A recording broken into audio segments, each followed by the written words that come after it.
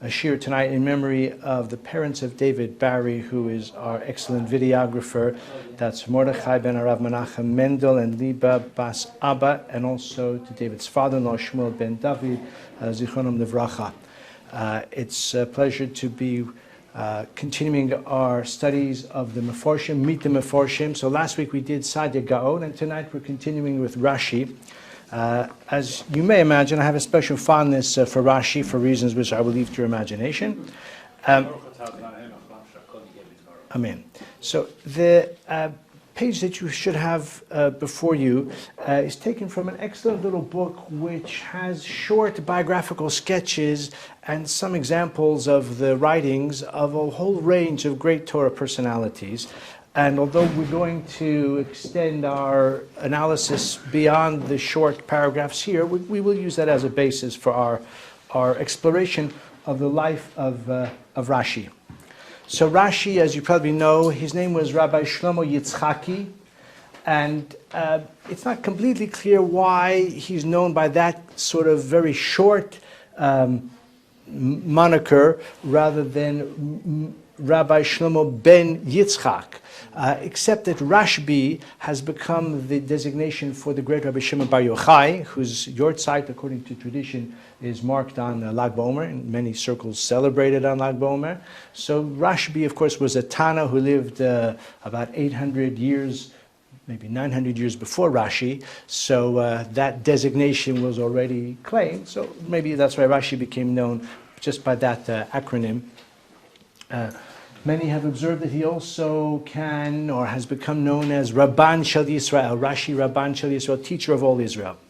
Rashi, I think, is without question the Torah commentator par excellence, and as we shall see, many commentaries have been written on Rashi. In fact, there's a whole literature that has developed around the writings of Rashi. And maybe already at this point, I'll just mention some of the books behind me. These are just four, actually more than four, because one of them has many commentators in it, of the books that have been written on Rashi. So actually this top one, they're arranged only in order of size. This top one is Beiurim Leperish Rashi al HaTorah, and it's a shame more of our Kesher people are not here, because they would be bemused to know this is written by the Bava Batra Rebbe, and he devoted a special study to Rashi's commentary on the Torah, and you can imagine that it's very popular in Chabad circles, and it's mostly sold out all the time. It's out of print, but I managed to get hold of a copy. It's 2 volumes, and it's like it says, Beiurim Leperish Rashi al HaTorah. I'll just pass these around if anyone is interested in them. This is in English. It's written in Hebrew as well. What's bothering Rashi? Ma kasheh Rashi. In English, it's 5 volumes, a guide to in-depth analysis of his Torah commentary. Again, it's 5 volumes devoted specifically to a deeper understanding of Rashi's comments. The title, What's Bothering Rashi, irritates some people. It sounds as if Rashi is somehow like easily, is very sensitive maybe, or something like that. In Hebrew, it's Ma kasheh Rashi. But of course, it means that every comment of Rashi on the Torah responds to a problem in the text, which is actually not so widely recognized. Rashi, as we shall see, Rashi does not produce or does not record fascinating or even instructive midrashim just because he wants to inspire or even educate or edify his readership. Rashi does not necessarily interpret the pasuk according to the halachic sort of valid conclusion. Rashi, in his role as a commentator on the Torah, is not there as a posek, as a halachic decisor. Rashi's objective is to explain the pshat of the verse. But as we shall see, Rashi's pshat has great depth to it. In any case, this, again, is an example. It's 5 volumes in English. This is one of the most popular super commentaries on Rashi, Gur Aryeh, written by whom? Who knows who wrote Gur Aryeh? Maharal, the famous Maharal of Prague. My friend and colleague, Rabbi Josh Hartman, Yoshua Hartman, this was the first project that he undertook in his writings of Maharal. I think it's about 10 volumes altogether. This is Chelik Aleph. Bereshis is 2 volumes, and some of the others are multiple volumes as well. You can open and see he's did a fantastic job. And Maharal has an extensive commentary on Rashi's commentary. It's a super commentary. And this is the classic collection of commentaries on Rashi, Otzar Mefarshe Rashi. And this has Mizrahi, Gur Aryeh, Levush Ha'ora, and Sifsei Chachamim. You can open it up, you'll see it's really small print. You've got to have good eyesight even to read it. Of course, to understand it is a further challenge. And this is an example of how Rashi's words are studied with such special care. We'll get to talk more about that shortly as well. So these are just a few examples. By the way, there are more than 300 super commentaries on Rashi. Rashi's commentary on the Torah has become the subject of at least 300 additional commentaries that are devoted to explaining Rashi, elucidating Rashi, clarifying the intent of Rashi. And as I say, we'll talk more about that shortly. So Rashi really is Rabban Shel Yisrael. In order to understand who he was and when he lived and the milieu in which he flourished and his contribution to Jewish life, it's important to recognize the shift in the epicenter of Jewish life from east to west, from Bavel to the European centers and the Mediterranean basin. This took place roughly around the year 1000. After the Churban Habayis in the year 70, the Jewish community, even at the time of the Second Temple, was mostly, in terms of numbers, located in Bavel, in Babylon. Most of the Jews who were exiled from the First Temple did not even return in the days of the Second Temple. Many did, but a larger number stayed. And at the time of the Churban, of the destruction, especially because the last probably decades of the Second Temple were already time of chaos and strife, probably a lot of Jews also moved back to Bavel. Nevertheless, there were many Jews in the land of Israel, and when the Romans destroyed the temple, so many of them were sold into slavery throughout the Roman Empire. North Africa, Italy itself, some to Spain, etc. And we find the early arrivals who populated North Africa and Southern Europe were primarily the Jews who were fled or more often were carried into slavery by the Romans and were eventually freed. I'm sure many were lost, but there were those who were freed, and eventually they became the sort of precursors to the community in Europe. But as we mentioned last week, for those who were here, Europe was subservient religiously to Bavel. And this was true for hundreds of years in the days of the Gaonim. But as the Gaonic period progressed and began to wane, we find a shift of sort of balance of religious authority as well as numbers, as well as sophistication from east to west. So the first great Torah personality in Ashkenaz that I hope everyone has heard of was whom? Who was the first great before Rashi? That's why I'm talking about him now, because it sets the stage for Rashi. Who was? Rabbi Akiva? No, Rabbi Akiva was a Tana. You're talking Rabbi Gershom Ma'or Hagola. Rabbi Gershom ben Yehuda, known as Ma'or Hagola, the luminary of the exile. He lived in Mainz, and he died probably in the year 1028. But in some sources it says he died in 1040. We like to imagine that he may have died in 1040 because Rashi was born in 1040. And in order to convey the idea of the succession, like the idea that, the sun rises and the sun sets, or rather before the sun sets, the sun in the next generation rises. So even though Rashi did not succeed Rabbeinu Gershom as a Torah personality in the year of his birth, but still symbolically it represents that. Probably he died in 1028. However, the many or several of the great disciples of Rabbeinu Gershom were the Rebbeim of Rashi. Rashi was born in Troyes, but he studied in Mainz for about 10 years in the yeshiva that was founded by Rabbeinu Gershom. And as I said, Rashi's Rebbeim, including Rabbi Yehuda ben Yakar, were Talmidim of Rabbeinu Gershom. So Rashi, you could say, was like a second generation. Yosef, do you want to give Yaakov one of those hours? Like a second generation Talmid of Rabbeinu Gershom.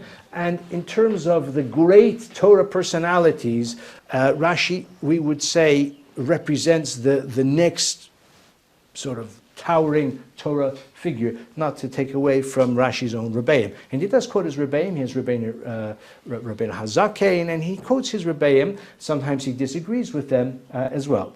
Of course, Rashi quickly became an outstanding figure in his own right, and he represents the early great accomplishments of the Ashkenazic sages.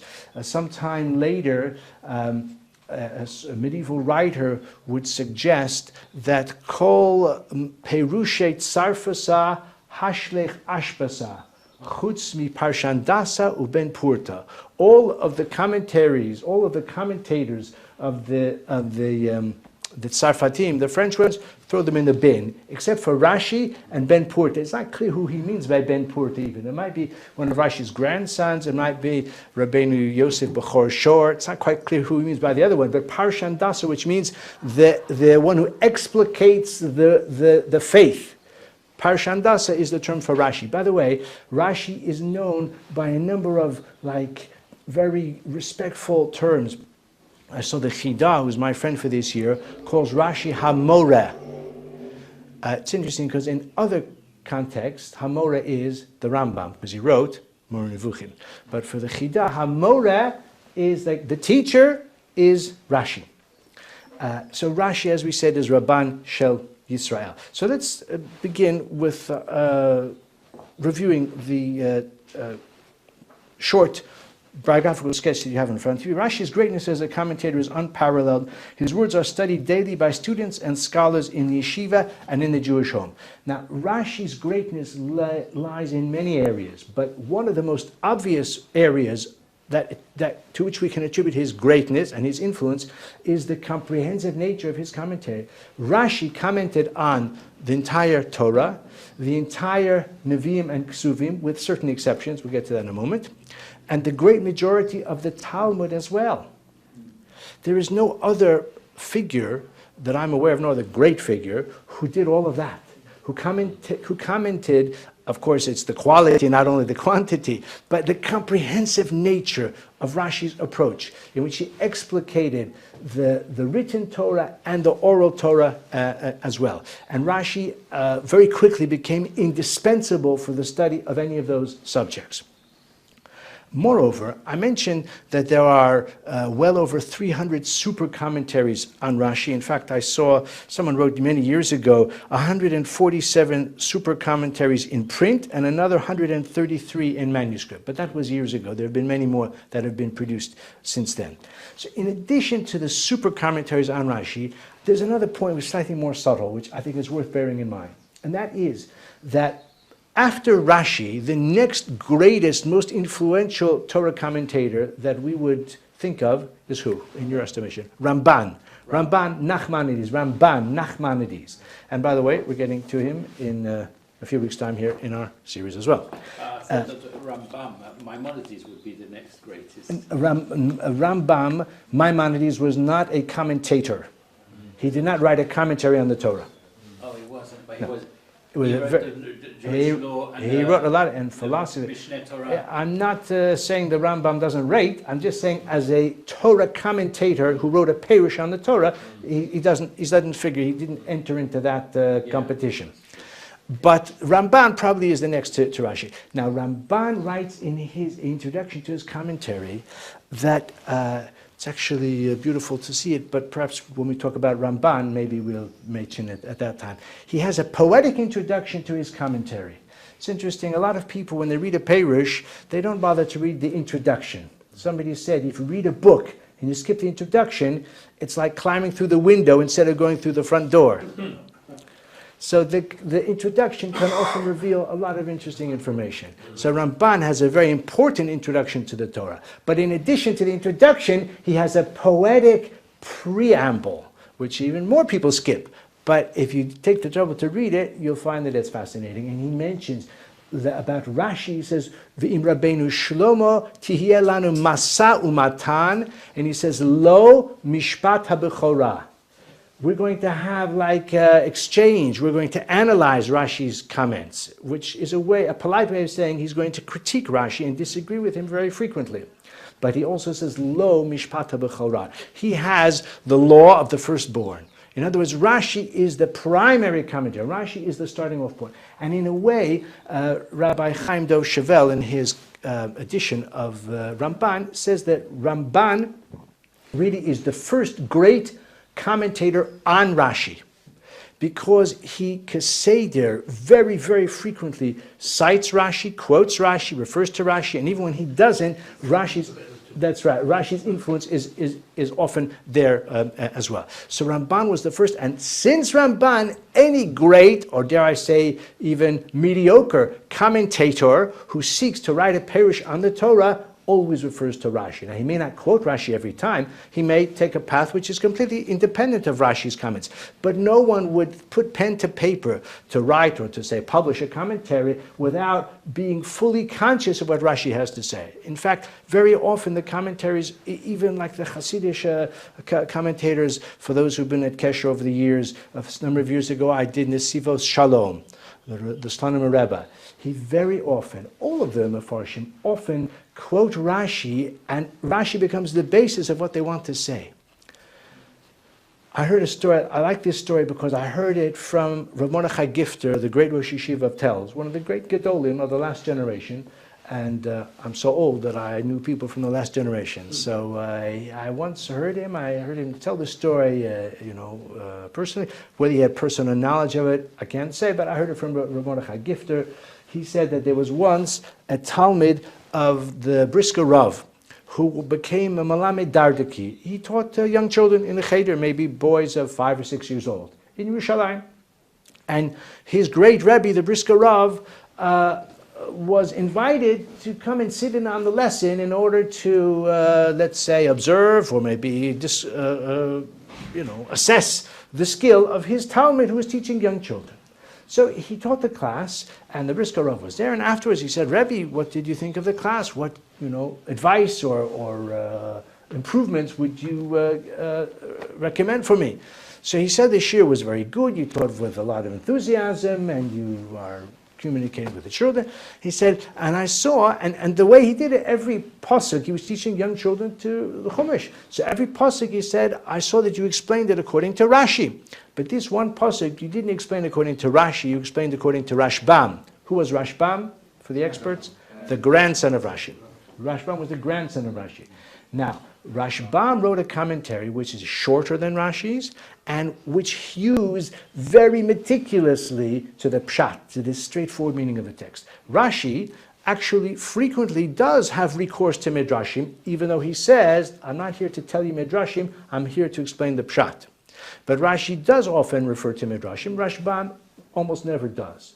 So the young man, the young Cheder Rebbe said that Rashi quotes a medrash on that pasuk because these are young children just beginning to learn Chumash. I wanted to teach them Rashbam, which is closer to the pshat. So the Brisker Rav says, Mein Zin, you're making a big mistake. He said, Chumash means Chumash and Rashi. He says, if you want to teach Chumash and Rashi and also other Meforshim, fine. Kulam Kedoshim, Kulam Berurim. They're all wonderful, all of the classic Mefarshim. But there's no such thing as teaching Chumash without Rashi. Chumash means Chumash and Rashi. Now, I'm not saying that one has to always follow that formula, on every occasion. But the Brisker Rav wanted to tell his Talmud that when it comes to teaching Chumash, Chumash means Chumash and Rashi. So that's my commentary on the first sentence here, in the yeshiva and in the Jewish home. Just for the sake of clarity, there is one book of the Tanakh on which Rashi apparently did not write a commentary, and that is Divrei Hayamim, known as Chronicles in English. And Divrei Hayamim he did not write, even though if you look in the Tanakh, which we've got over here, Tanakh, if you open up Divrei Hayamim, you'll see the various commentaries that are on the page, and Rashi's commentary is there. But it's not written by Rashi. It's miyuchas to Rashi, it's attributed to Rashi. And I saw, because I actually did my master's dissertation on this subject, so it's been suggested that Rav Yaakov Emden says that the printers called it Rashi lahashbiach mikram, in order to enhance their the value of their product. So they said, this is Rashi's commentary, but really it isn't Rashi.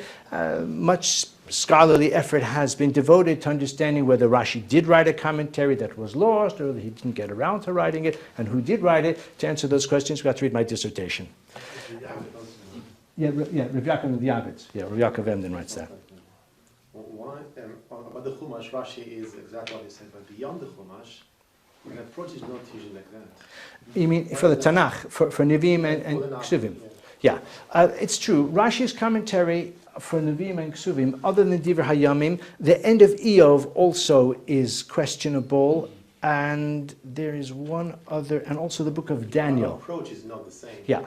So, although Rashi, except for those particular books, the rest of Nevi'im and Ksuvim was definitely written by Rashi, but the approach is a bit different. And it's true that Rashi's commentary on Nevi'im and Ksuvim is not regarded as, in the same fundamental manner. However, don't forget, Roi, that we study Bereshis and Shmos much more thoroughly and regularly and more widely than we should study Yeshaya or Yechezkel. So, even if Rashi's commentary on Yechezkel is just as fundamental, but how many people pick up Yechezkel to even study it? Is there a reason why we don't? Okay, that's a different question, interesting question, why we don't study the others. We have to do that for another time. Yeah, please say again. The reason is, and I'll suggest the reason is because with the 5 books themselves, they're directly transmitted to Moshe, and the others we know are written, it's not attributed in exactly the same way. That's true. And therefore he's trying to understand the meaning of God rather than the meaning of people. Yeah, you could say that. You could say that. I mean, it is true what you're saying, that Lahavdil, contrary to the Christian view, who don't distinguish among them, Lahavdil, we recognize all the 24 books of the canon of scriptures as deriving from Hashem. But you're right to say that the Torah is the word of Hashem, the Nevi'im is the vision of the prophets, the way they interpreted it. The word of Hashem as understood by Yeshaya, like the Gemara says, "Ein shnei nevi'im misnabin besignon echad." No two prophets write or prophesy in the same style. Okay, but that takes us a bit far. The other thing is, of course, that we study the Chumash in the course of the year. Every year we read the Parshas. So we hear it and we read it one year and the next year and the next year. So even someone who studies Nach very thoroughly is unlikely to study the book of Shmuel every year of his life again and again and again. Maybe he does. I'm not saying it's not a worthy enterprise, but you're right, for those reasons and other reasons. What do you want to say, Aaron? Yes, my Mishnah also. We don't. Rashi on the Gemara is used, but as far as Mishnah is concerned, it's not. Well, Rashi wrote a parish on the Mishnah in the course of his parish on the Gemara. So in the standard. Yeah, so the Mishnah is there, Mamela. That's right. So Rashi did. Well, you do. I mean, Rashi's commentary is printed there as well, but you could use other Meforshim also. But that's only because the Mishnah is sort of the basis of the Gemara, but Rashi does comment on the Mishnah as well. Okay, let's go a bit further. He traced his ancestry through the Tanaim to Rabbi Yochanan HaSandlar and Hillel HaZakein, back to David HaMelech. According to Talmudic tradition, Rabbi Yochanan HaSandlar and Hillel HaZakein were both from the Malchus-based David. And by the way, from Rashi, the Maharshal was descended from Rashi. Maharshal, who lived in Lublin in the 16th century. And many people are descended from Maharshal. A lot of the Rebbes as well. My friend and mentor, Rabbi Michael Twersky, has a Sefer Yuchsin. It's on display in his living room, which traces his lineage, at least according to tradition, back to early antiquity, to Maharshal and to. That's right. To Rashi, and from Rashi to Shlomo HaMelech and to David HaMelech and all the great Tanaim as well. So Rashi has, as I said, distinguished yichus. And there are many who trace their descent from Rashi as well. In fact, people ask me all the time whether I'm descended from Rashi. Not the name, but the answers are not. But of course, there's no one who's descended from Rashi ben achar ben, through the paternal line, because Rashi had no sons, he had only daughters. Yeah, what do you say, Ronnie? I'd like to ask you, why was Rashi the first to think about making a commentary on the Torah? Why didn't any of the great Tanaim? Okay, that's a good question. So think about writing a commentary on what the Pasukim in the Torah. That's a good question. I'm sure that they did. But they must have done it in a way that did not gain widespread circulation. Even though, of course, Rashi lived long before the invention of the printing press, but he lived in a time and a place that was relatively developed. And Rashi's comments, you may be aware, that Tosfos refers to Rashi most of the time with what designation? He calls him Perush HaKuntras. A kuntras is like a notebook. And Rashi's commentaries were initially circulated in the form of a notebook. Even Rashi's Perush on the Torah, he apparently originally circulated maybe among his disciples, among his followers. There's evidence that he went through 2 or 3 editions because, actually this is time to talk about this. There are a number of many editions of Rashi's commentary as well, in addition to what we saw already, the super commentaries on Rashi. Rashi's Perush itself has been published in many editions. So this, for example, came out about 35 years ago. It's published by Rabbi Chaim Dov Chevel, who was one of my heroes. And this is a critical edition of Rashi's commentary. He bases this on manuscripts and also the first printing of Rashi, which you're holding in your hand, a facsimile of it. That's the Hebrew text on the right-hand side. If you take a look at the caption, Rashi, Amud Mitoch Diffus Rishon, Rio Regio de Calabria, thank you, Ravi, 1475. This is the first printing of Rashi's commentary and the first printing of any Hebrew book ever in the history of the world. It's an incunabula. 1475 was only a few years after the printing press was invented. And it's the first Hebrew book ever printed. It wasn't even the Torah, it was Rashi's commentary on the Torah. Yeah. Before the Bomber Talmud? Yes, long before. Yeah. So Rashi's commentary is, this was the first printing of it, and since then it's been reprinted, innumerable times. So Chevel makes use of the first printing of Rashi for textual emendations and corrections, etc. But it seems that some of the discrepancies, even when you look in your Chumash, your normal Chumash with Rashi, some of the comments of Rashi are in parentheses. And it means that it may not appear in the Diffus Rishon, but it's possible that this Diffus Rishon, this first printing of Rashi, was based on a particular manuscript, but there may have been other more complete manuscripts that were also in circulation. So because it didn't appear in the first printing, doesn't mean that it's inauthentic, because there is evidence that Rashi himself edited it and maybe expanded it at different times. I'll just pass this around. So this is a commentary, an edition of it. This is Rashi Kipshuto, which we got from Roe actually a couple of years ago. It's 5 volumes, and this explains Rashi. It elucidates Rashi in Hebrew, which is straightforward, and explains Rashi's intent, etc. This is an example. The project was actually never completed. It was undertaken by Shmuel Jacobovitz. That's the son of the late Lord and Lady Jacobovitz. I don't think the project was ever completed, but this is Rashi HaShalem. So I bought it when it first came out, and it's very nice. And he quotes in detail the sources of Rashi, and gives some of the parallels. To be honest, I was waiting for them to finish it, then I was going to study it, but they hadn't finished it, so I never actually looked at it that much. Okay, we'll talk about some of these other books soon enough. So there are many, as I said, editions of Rashi's commentary, and again, as I'm sure everyone is very well aware, most or many Hebrew Chumashim that are printed have Rashi's commentary. And in fact, even if someone wants to print Chumash with a whole range of other commentaries, maybe Achronim or more recent commentaries, in most cases he will include Rashi as well. Partly because it lends greater utility to the Sefer, because people want to have Chumash and Rashi, like we said from the Brisker Rav. But also, many of those other commentators that he may publish in that volume are going to refer to Rashi, quote Rashi, disagree with Rashi. So it's for that reason we want to have Rashi on the page. He received his early Talmudic training from his father, Rabbi Yitzchak. Now, this is probably true, but much has been written about whether Rabbi Yitzchak, Rashi's father, was a sage, was he a businessman.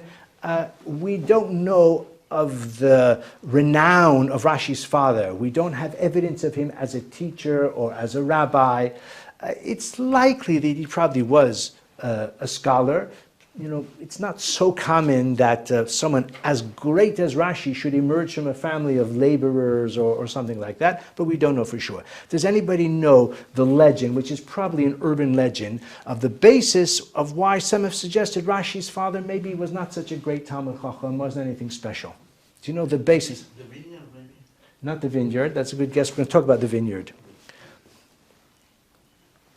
So what's the first Rashi on the Chumash? Rashis, okay, okay, Miguel is onto, yeah, Loya, that's right, the Torah didn't have to begin with HaChodesh Hazeh Lechem. But what are the very first words of Rashi? Amar Rabbi Yitzchak. Amar Rabbi Yitzchak. Lo yatzorech laschilas HaTorah elim HaChodesh Hazeh Lechem. Amar Rabbi Yitzchak. So the later sort of researchers looked around and said, who is this Rabbi Yitzchak? I mean, there were sages, there were chachamim called Rabbi Yitzchak, but we don't find, like in the Medrash Rabbah or in the Talmud, that a sage called Rabbi Yitzchak says this teaching. And Rashi writes as if it's a teaching of one of the sages, Amar Rabbi Yitzchak. We don't find it. The truth is we did find it. If you look around enough, they do find a source for it. But it was suggested, although it's an urban legend, that Rashi, his father, was not a special Talmud Chacham, but he wanted to honor his father at the beginning of his Perush. So he said, Amar Rabbi Yitzchak, he meant his own father.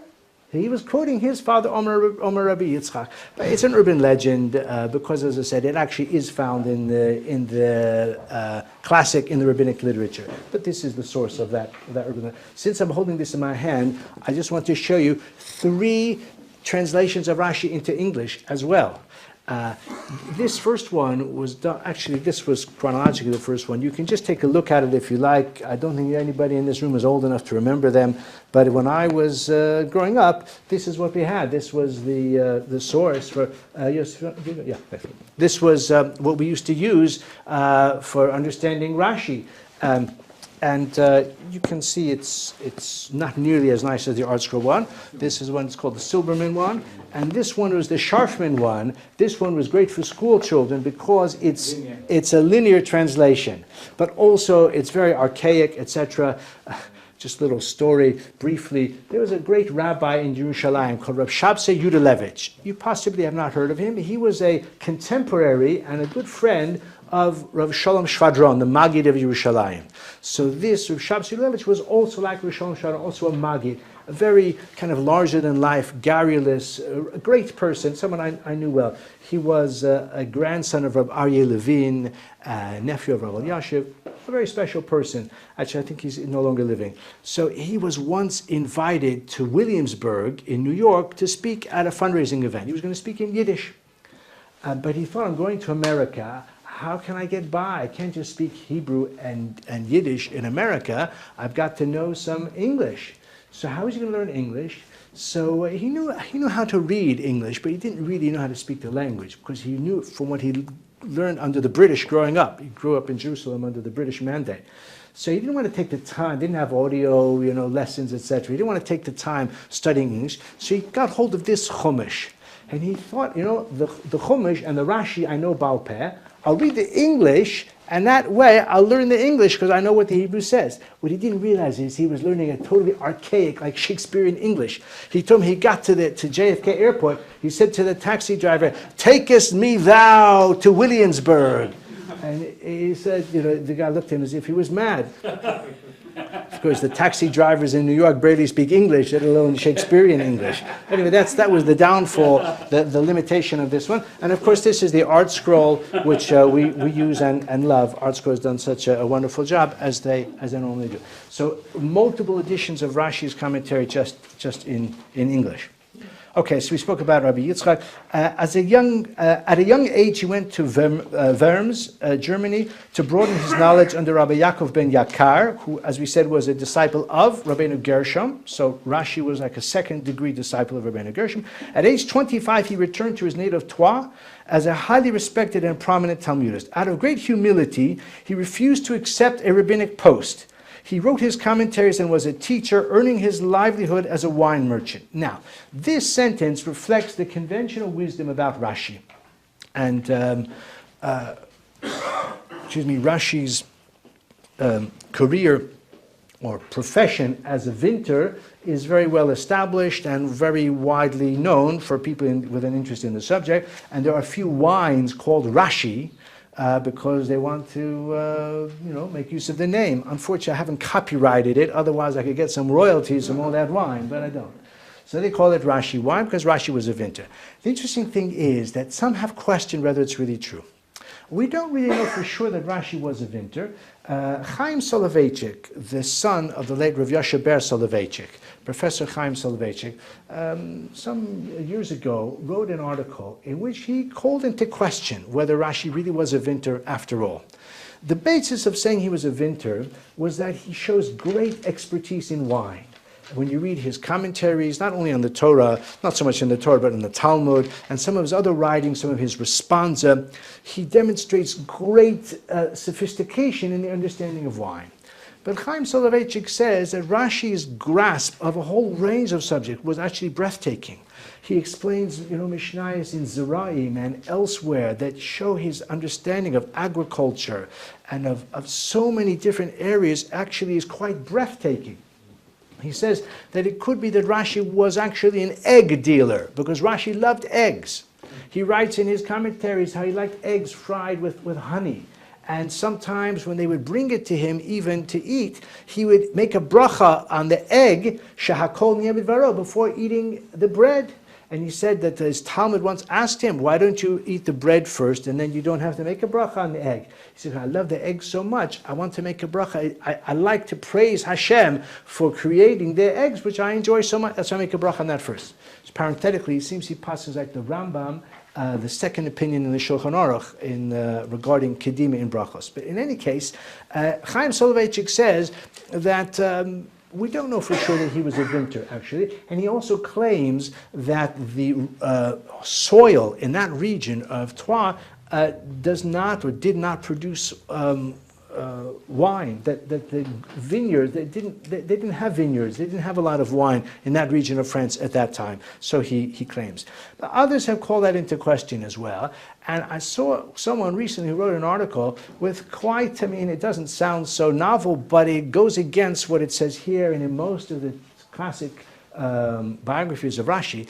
That is, he says maybe, why do we assume that Rashi made his living as a wine dealer or in other endeavors, and that all of his teaching, all of his writing, all of his Torah study, his mastery, and Rashi's mastery of the Talmud is breathtaking. I've got to tell you that Rashi's comments, he takes the reader by the hand and leads him through phrase by phrase. He translates difficult words. He explains every passage, every almost phrase. Rashi elucidates and explains it in a way which is so essential. This idea that there's no such thing as Chumash without Rashi, one could say it, a multiple of that, studying Talmud without Rashi. It's almost difficult to even imagine such an enterprise. Yeah. A couple of points. So number one is, how did they cope before Rashi? Yeah. My second point is, isn't there a danger that if there was another one who, before Rashi, would have come up with a very completely different interpretation? We've taken him as read and we've accepted it, and it's almost been, this is the interpretation. You mean of the Torah or the Talmud? Well, I think you should look at it, but the fact is, that we've taken him as, this Rashi says. But say, A, what happened before him, and secondly, someone else could have come with a completely different interpretation, and we had a very different understanding. I have to disagree with you entirely, Daniel. Rashi's commentary is analyzed and scrutinized and criticized in the most thorough fashion. The Ramban and everyone who came after him, they don't just say, if Rashi says it must be true. On the contrary, they pile on Rashi as if he's, like a magnet for criticism, like a lightning rod. So we don't say, if Rashi says it must be true. Now, it is true to say that after the critiques of Ramban, for example, so Mizrahi, one of the main commentaries in that large volume with the tiny print, he sets himself about responding to the criticisms of Ramban against Rashi. So he justifies Rashi. And then it's up to you and me and all of us to decide, is Ramban right or is Rashi's right? Or is Rashi right? Meaning who's more compelling, etc.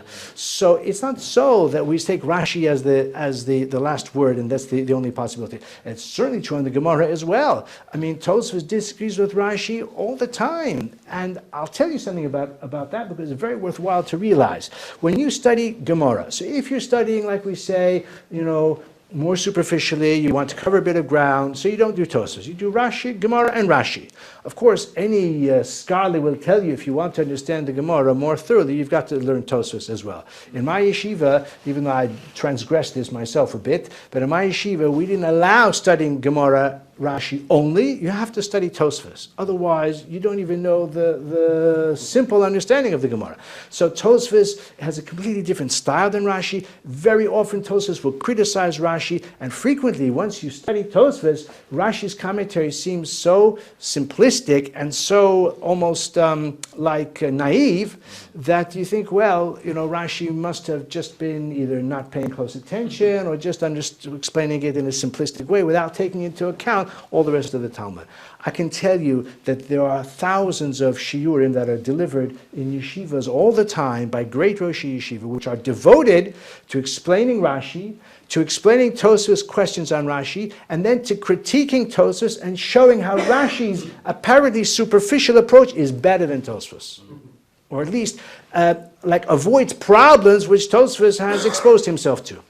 So it's not that Rashi, as I say, is left as a pristine, unassailable authority.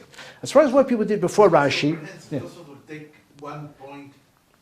That's right. Yeah, that's right. Tosfos will ask a question and give a few different answers, or ask a few questions, and Tosfos will compare another passage in another place. Tosfos has a completely different style, which can very easily produce the impression that Rashi's approach is simplistic and Tosfos is much more sophisticated. But actually, Rashi's greatness, which is almost goes beyond it's astonishing to count. Rashi's greatness is that at the same time he can be simple and straightforward and absolutely profound. There are those who say that every Rashi on the Chumash has a Kabbalistic meaning as well. Yeah.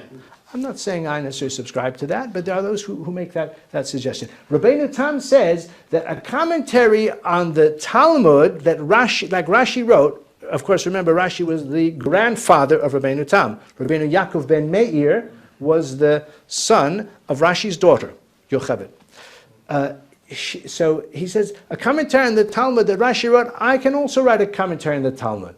Says, but a commentary on the Chumash, that I would never attempt. Meaning, I could not try to compete with Rashi's commentary on the Chumash. By the way, the older brother of Rabbeinu Tam, Shmuel ben Meir, Rashbam, did write a commentary on the Talmud. On what tractate? Who's an expert to remember? There's a certain tractate where we don't have Rashi's commentary after the first, I forget how many, 15, 20 blot. It is, it's not Zvachim, it's, Psachim we have Rashi and the Ran, but in the Bava Batra. Bava Batra is the longest Masechta in the Talmud in terms of pages. Do you know why? Because Rashbam is about 4 times as long as Rashi.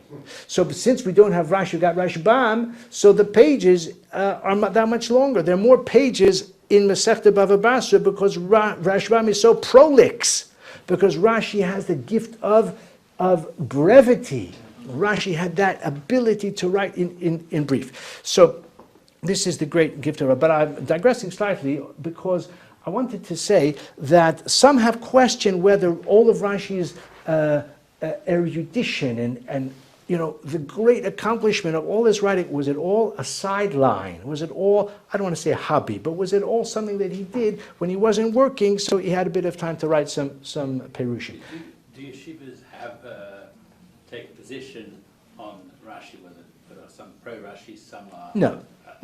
Support other commentators? No. With the Rambam, they do to a degree. Really?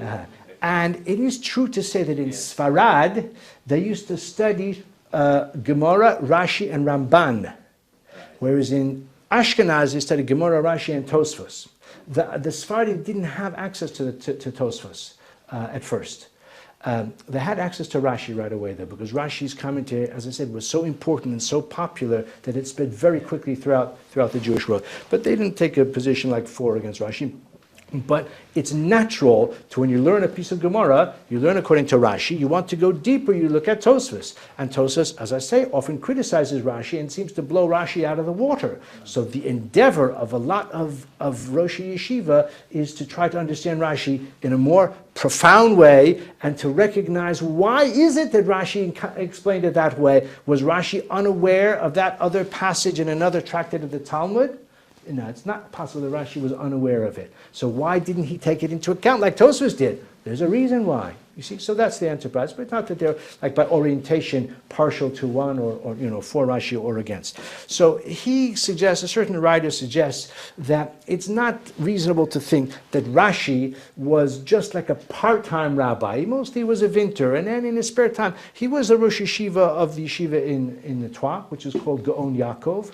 And he suggests that maybe it's not so that Rashi, like it says here, in his humility, didn't take an official rabbinic post. So the jury is out on that one, a little bit. But in any case, whether he was a wine merchant, also some have questioned. But Chaim Soloveitchik doesn't come up with any convincing other alternative profession that Rashi may have pursued, which, as I say, gives rise to this suggestion maybe Rashi did not have a craft or a separate profession or a business. Maybe he actually was a scholar who was supported by the community. Okay, we leave that as an open question.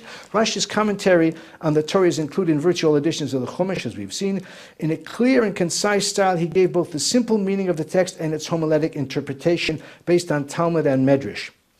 Now, this is a feature of Rashi, which I've alluded to it already, is almost unparalleled. The ability to explain a pasuk in a way which is simultaneously straightforward and accessible even to the first-time student, even a young child, and at the same time challenges and provides insight and wisdom and edification and inspiration for the mature scholar. Rashi has that ability. Now, I told you the story about the Brisker Rav already, and it is the case that a young child begins to learn Chumash, and he learns Chumash with Rashi, so that by the time he's maybe, let's say, 8 or 10 years old, if he's a good student, he actually has begun to learn Rashi and knows a lot of Rashi, is familiar with many of Rashi's comments on the Torah. Some have bemoaned that state of affairs, because it means that by the time this student is 18 or 28 or even 58, he studies Rashi with the eyes of an 8-year-old because he remembers it according to how his Cheder Rebbe taught him when he was a young child. So actually, in a certain way, because Rashi is so popular and so gifted, and we use Rashi as the vehicle to introduce even a young student to the study of Torah, so he doesn't have the awe of Rashi and doesn't recognize the profundity of Rashi as a result. I heard that in the name of Rav Hutner, that this was the sort of the lot of Rashi, in a way, maybe the downside. The interesting thing as well, that Rashi's commentary is so well known that in some cases Rashi's Perush is actually in the memory of the student substituted for the text of the Torah. My daughter Elisheva is the head of Jewish studies at Naima JPS. Miguel's children went to Naima, and you as well went to Naima JPS. Rabbi Levi has a thing about Midrashim. He doesn't like Midrashim that much. And he says, if it's in Rashi, you can teach it, but other midrashim, like wild midrashim, you don't have to teach my student. That's right. Fair enough. So the thing is, though, that some of those comments of Rashi are so well known that people confuse Rashi with the actual pshat of the Chumash. For example, the one who went to find a bride for Yitzchak. Who was he? Who's the one who the Torah describes in Parashat Chayei Sarah? Well, it doesn't describe anybody, but we think it's Eliezer, That's right. because that's what everybody... That's what Rashi says. Rashi says it was Eliezer. I think everyone in this room, somewhere a bit maybe shy, you all were going to say Eliezer. Wasn't it Eliezer? I don't want to show myself to be a fool, but it was Eliezer, wasn't it? Yes, it was. Who says that? Rashi. The Torah doesn't say it was Eliezer. The Torah says Eved Avraham, Vayomer Avraham el Avdo, Eved Avraham Anochi, Vayomer el Ha'eved.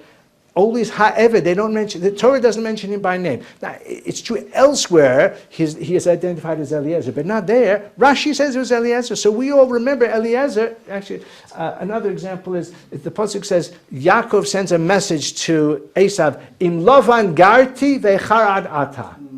So Rashi says, Im Lavan Garti, V'taryag mitzvahs shamarti. I kept taryag. Garti, gimel, resh, taf yud. Garti is taryag. Rashi says taryag mitzvahs shamarti.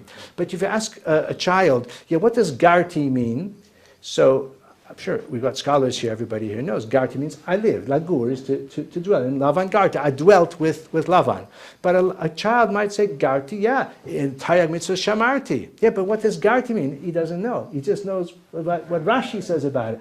I'm not criticizing Rashi. I'm just saying how Rashi's commentary is so influential. But I still don't agree with Daniel's comments. I say we critique Rashi all the time. Another example of how, what do you say? Because it's true, I get that, but I would say he's an extreme example of abductive reasoning.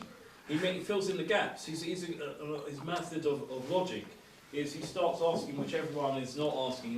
That's his whole basis is that he reads things and starts asking questions about questions. Correct. Whereas many just accept the statements of what's being said. You're right. And that's his skill. He's a sort of forerunner of Sherlock Holmes. He's going beyond the text. I think you could say that. To find what is obviously missing.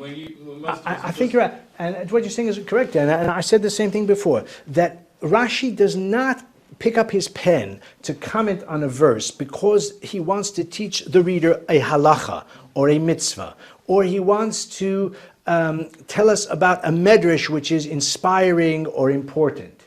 Those are maybe consequences of what Rashi writes, but he doesn't write for that purpose. He writes for the purpose of responding to a problem in the text. As you say, according to your slightly jocular analogy, he was the forerunner to Sherlock Holmes. When he reads the pasuk, he says, what's the pasuk teaching us? What is lacking in this pasuk? What is ambiguous in this pasuk?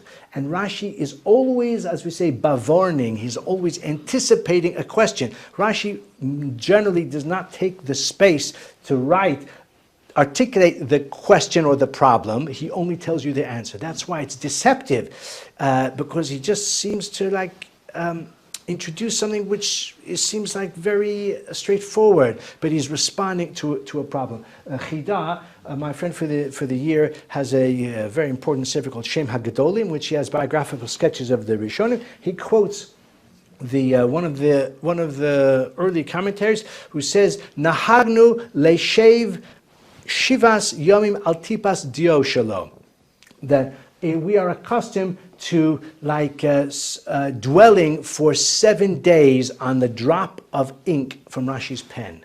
Now he's alluding to what it says about another halacha, about a drop of blood, that a woman has to wait 7 days as a result. So he says, on the drop of ink, of Rashi's ink, we study it for 7 days.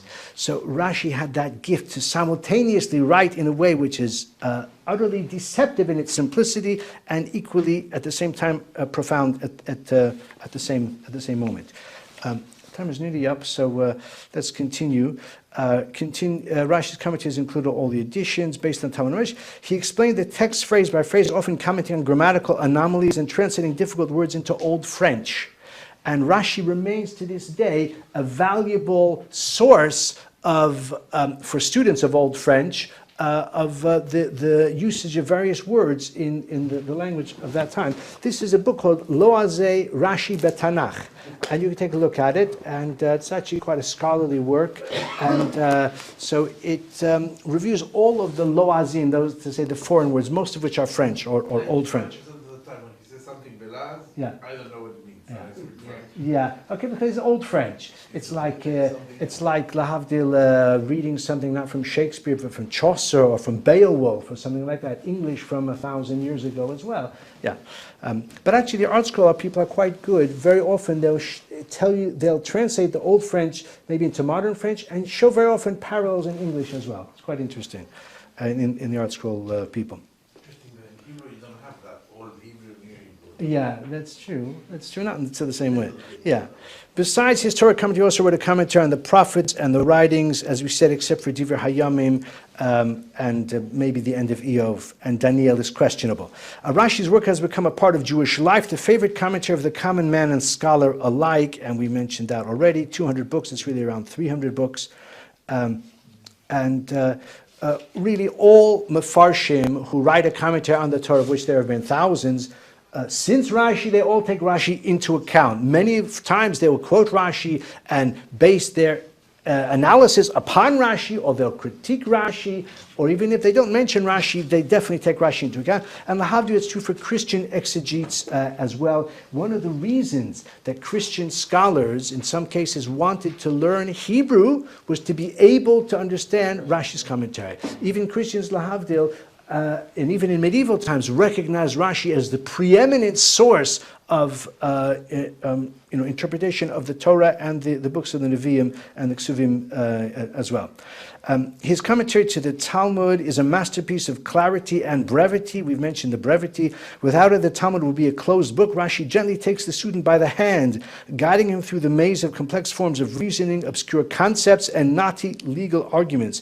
In clear and simple Hebrew, he clarifies the Talmudic text, almost line by line, anticipating the difficulties the student will encounter. And as we said, it's often deceptive in its profundity, and the critiques that are mounted by Tosfos and many others against Rashi are frequently found to be, I won't say without basis, but Rashi's commentary frequently can be understood as actually taking that into account and being superior in whatever way it may be. It can be said without exaggeration that Rashi is the master commentator and foremost teacher of the Jewish people. And as I said, it's not an accident that the first Hebrew book ever printed was Rashi's commentary on the Torah. By the way, the expression Rashi Script, which we are familiar with, some have said, again, an urban legend, that Rashi, in his humility, wrote in a certain shorthand so that other people wouldn't read it. He didn't think anybody else would be interested in it. There's no truth to that. The so-called Rashi Script derives from the printing, the font, if you like, of the first printed book, which is this one, as we've mentioned, and that became the basis of what became known as Rashi Script. And today it's used like distinguishing between the text and the footnotes or that sort of thing. If you publish a book and you want to show how scholarly it is, so you might choose to publish it in Rashi Script, which appears more sophisticated to the viewer. But once you become familiar with it, it's really just like any other script that you can get used to. Just looking at my other notes to see if there's anything else I'd like to leave you with. I want to mention, of course, the Beryl Wine, about now 20 years ago, produced a film called, an animated film. The voice of Rashi is Leonard Nimoy from Star Trek. And it's called Rashi, Light After the Dark Ages. And you can get it now, you can find it on YouTube. It's under an hour. And whether you want to view it for yourself, of course, having heard my brilliant lecture, you won't need it anymore. But you can certainly look at it for a review or see if I've overlooked some things, as I'm sure I have, or to share it with others. As I say, it's available now for free on YouTube. It's called Rashi. If you Google it, Google Rashi, Light After the Dark Ages. I've just mentioned, there's another book here, Heichal Rashi. This is 2 big volumes, which reviews all of the language of Rashi, different words. I'll confess that I bought this book about close to 40 years ago. and I was called Heichal Rashi. I thought, hey, I'm Rashi, I'm going to buy this book. I've never yet used it properly, so if you want to peruse it and tell me what it's good for, that's great.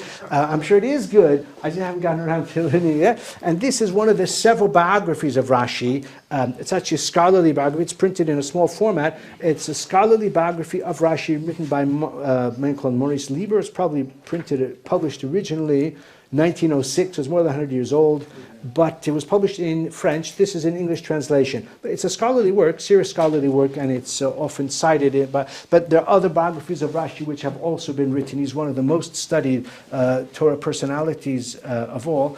And I once spoke about Rashi, gave a lecture similar to this in the year 2000, and I ended by saying that Rashi is my nominee for Torah Educator of the Millennium.